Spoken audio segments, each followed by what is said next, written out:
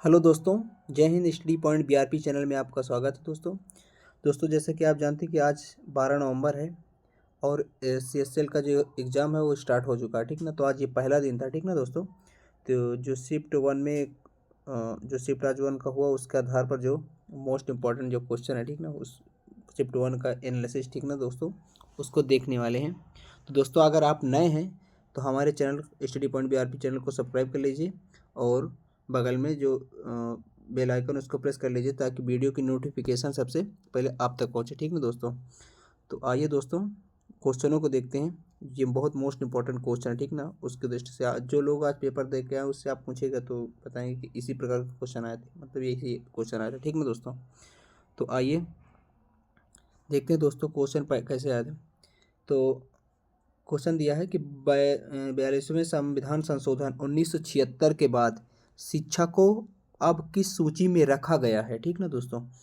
तो ऑप्शन आपके सामने है: संघ सूची, राज्य सूची, समवर्ती सूची और अवशिष्ट सूची, ठीक ना, ठीक ना।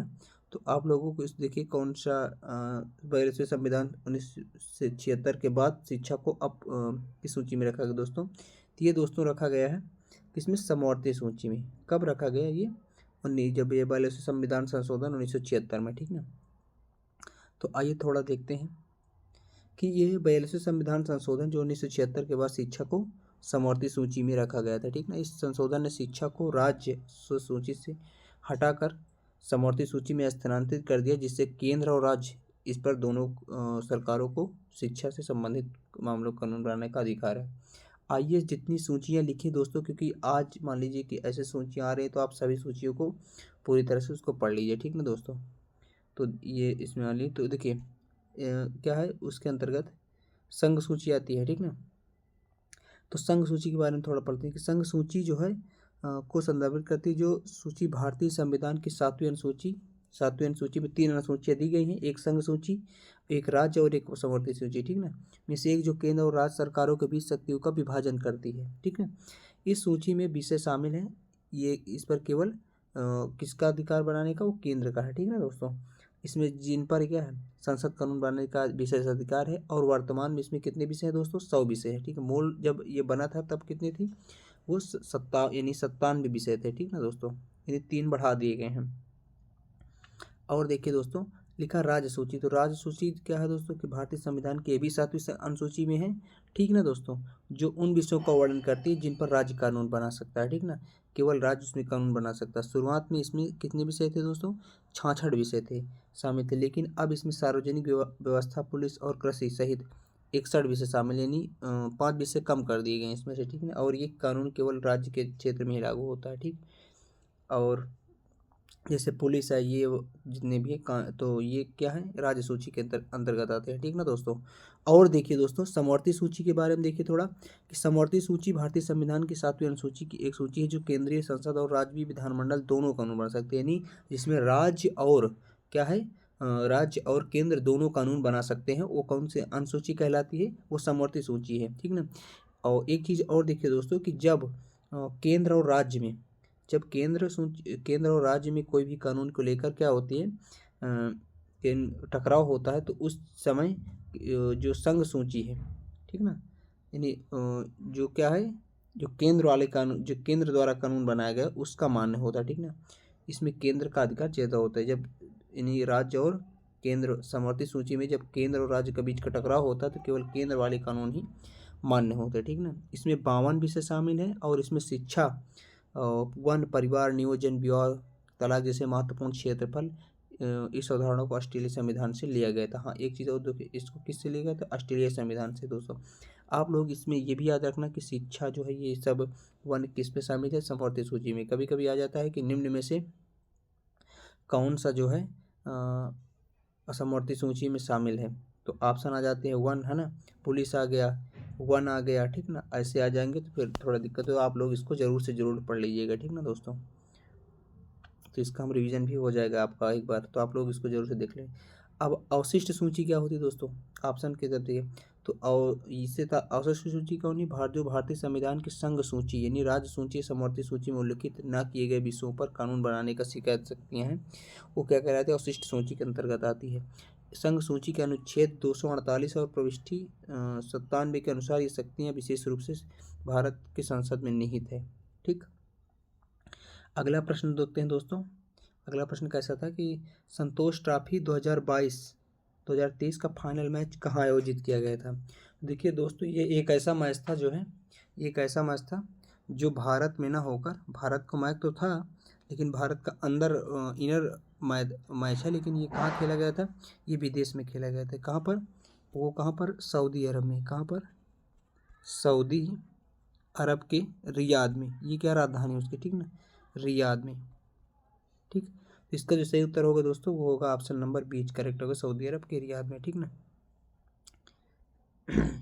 देखिए संतोष ट्रॉफी 2022 और 23 का फाइनल मैच सऊदी अरब के रियाद में किंग फहद इंटरनेशनल, याद रखिएगा दोस्तों इसको, किंग फहद इंटरनेशनल स्टेडियम में आयोजित किया गया था। यह पहली बार था जब इसे घरेलू प्रतियोगिता फाइनल भारत के परिदृश्य में खोला गया था। स्थान क्या है, King Fahd International Stadium, Riyadh, Saudi Arabia. ठीक, तारीख क्या थी, 4 मार्च 2023। ठीक, और परिणाम क्या हुआ था दोस्तों, देखिए परिणाम देख लीजिए कि इस मैच में कर्नाटक ने मेघालय को 3.2 यानी 3-2 से हरा कर 54 साल बाद संतोष ट्रॉफी जीती थी।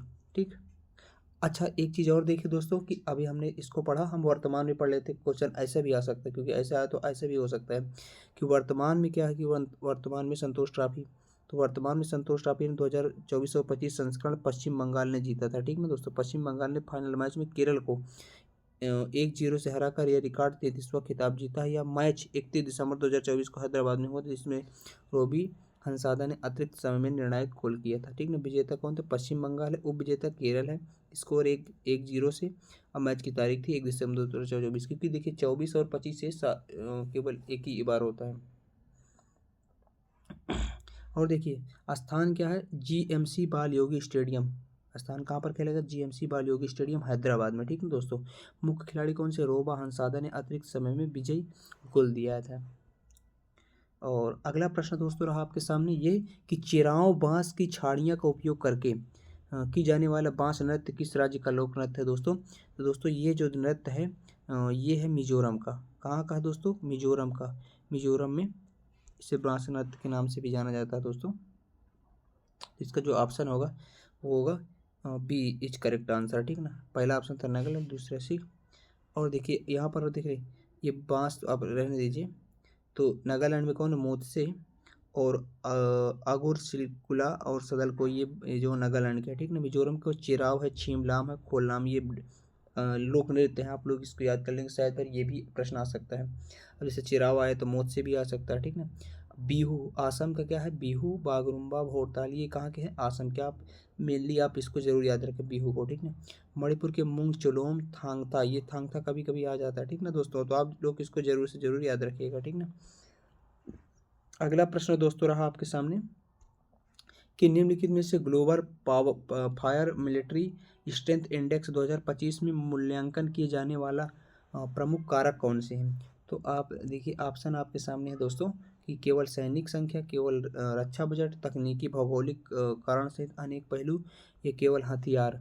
ठीक ना, तो पहले आप एक लोग देख लीजिए दोस्तों कैसे, पहले आप इसका थोड़ा एक्सप्लेनेशन देखिए तो फिर आपको उत्तर सही मिल जाएगा। देखिए ग्लोबल फायर पावर इंडेक्स 2025 में सैन्य शक्ति का मूल्यांकन करने वाले प्रमुख कारणों में से कौन सी, जनशक्ति। ठीक है, जनशक्ति, रक्षा बजट भी है, केवल रक्षा बजट, ये तो ये ऑप्शन गलत हो गया। ठीक ना, केवल सैनिक, और देखिए फिर उपकरण, और फिर लिखा भूमि वायु सेना, केवल ये सेना भी गलत है, केवल सेना गलत है। रसद, और रसद, प्राकृतिक संसाधन, प्रौद्योगिकी शामिल है। ठीक ना, और क्या है, यह सूचकांक इन 60 में से अधिक मापदंडों के आधार पर किसी भी सैन्य क्षमता और वास्तविक आकलन पर होता है। ठीक ना, ये जो केवल केवल वाले हैं ये केवल गलत है। ठीक ना, ये इसका ऑप्शन में जो सी करेक्ट आंसर होगा। ठीक ना दोस्तों, केवल सैनिक नहीं, केवल रक्षा बजट भी नहीं, केवल हथियार, केवल संख्या नहीं, ऑप्शन नंबर इसका सी करेक्ट हो जाएगा। और देख लीजिए अब क्या मूल्यांकन, देखिए जनशक्ति उपलब्ध और सक्रिय सैनिक कर्मियों के द्वारा। ठीक ना, और रक्षा बजट एक देश की सेना पर खर्च की जाने वाली राशि पर। उपकरण क्या है, विभिन्न प्रकार के हथियारों और सैन्य उपकरणों की संख्या और गुणवत्ता, जिससे भूमि, वायु और नौसैनिक क्षमताएं शामिल है। ठीक ना, तो केवल यही नहीं है, बाकी सभी पर डिपेंड करता है। ठीक ना, मूल्यांकन के प्रमुख कारक है। रसद पर भी डिपेंड करता है कि सैन्य अभियानों को प्रभावी ढंग से करने वाले आवश्यक परिवहन और अन्य रसद समर्थन के लिए, ठीक ना। संसाधन पर भी डिपेंड करते हैं, यानी कच्चे तेल, प्राकृतिक गैस और कोयले जैसे संसाधनों की उपलब्धता और स्टॉक पर। प्रौद्योगिकी पर सैन्य प्रौद्योगिकी और तकनीकी विकास के स्तर पर भी डिपेंड करता है, ठीक ना दोस्तों।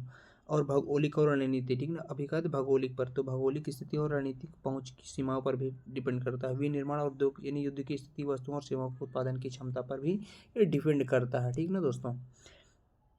तो आपका इसका जो है दोस्तों, इसका ऑप्शन नंबर जो है दोस्तों, इसका सी इज करेक्ट आंसर होगा, ठीक ना। अगला प्रश्न है दोस्तों आपके सामने, ये लिखा है दोस्तों कि 2024 में शुरू किए गए राष्ट्रीय ढांचा जलवायु सेवाओं के लिए, ठीक ना, के लिए क्या मुख्य उद्देश्य क्या है, ठीक ना। मुख्य उद्देश्य क्या है दोस्तों, वो बताना है। तो आपके सामने दोस्तों ऑप्शन दिए हैं, आप लोग देख लीजिएगा। पहले ऑप्शन दिया है दोस्तों कि केवल नवीकरणीय ऊर्जा परियोजनाओं को वित्त सहायता देना। फिर लिखा दोस्तों कि कार्य, स्वास्थ्य, ऊर्जा और आपदा प्रबंधन आदि क्षेत्रों के समय समय पर और व्यवहार योग्य जलवायु जानकारी को उपलब्ध कराना। और फिर दूसरा ऑप्शन, सी ऑप्शन लिखा, भारत के लिए विदेशी जलवायु समझौते की एकमात्र संयोजन एजेंसी बनाना। और केवल देश की कार्बन उत्सर्जन 2030 तक 45% तक कम करना, ऐसा। तो देखिए एक अलग, देखिए इसको पहले इसका थोड़ा एक्सप्लेनेशन देखते हैं, फिर उसका सही उत्तर हमको मिल जाएगा, ठीक है। ठीक है, 2024 में शुरू किए गए राष्ट्रीय ढांचा जलवायु सेवाओं में एनपीएससी का मुख्य उद्देश्य भारत में जलवायु सेवाओं को बढ़ाना और उन्हें मजबूत करना, ठीक ना, ताकि कृषि और ऊर्जा प्रबंधन, ये लिखा ना, कृषि और ऊर्जा प्रबंधन और स्वास्थ्य जैसे महत्वपूर्ण क्षेत्रों पर निर्णय लेने की मदद मिल सके, ठीक है। इसका लक्ष्य वैज्ञानिक रूप से आधारित जलवायु निगरानी और पूर्वानुमान सेवाओं की उत्पादन, उपलब्धता, अनुप्रयोग को बेहतर बनाना, ठीक ना। तो इसका दोस्तों ऑप्शन जो है बी इज करेक्ट आंसर हो जाएगा। कौन सा, कृषि, स्वास्थ्य, ऊर्जा, आपदा प्रबंधन आदि क्षेत्रों में समय समय पर और व्यवहार योग्य जलवायु जानकारी को उपलब्ध कराना, ठीक ना। अब देखिए दोस्तों, अगला प्रश्न रहा आपके सामने कि पृथ्वी की पपड़ी में, यानी क्रस्ट, जैसे पृथ्वी का, इसका मतलब क्रस्ट, ठीक ना। पृथ्वी के क्रस्ट में आर्गन, ठीक ना, आर्गन का उत्पादन किसके माध्यम से होता है। तो आप लोगों को बताना दोस्तों, देखिए ऑप्शन क्या है, ऐसे आया था, पोटेशियम 40 का रेडियोधर्म क्षय, ठीक ना, ये था। फिर लिखा है दोस्तों यूरेनियम 238 का विखंडन, कार्बन 14 का विघटन और नाइट्रोजन का ऑक्सीकरण। दोस्तों इसका जो आप ये जो होता है ना, पृथ्वी का जो आर्गन का निर्माण होता है वो रेडियो क्षय की वजह से होता है। तो इसका ऑप्शन नंबर दोस्तों जो है एज करेक्ट आंसर होगा।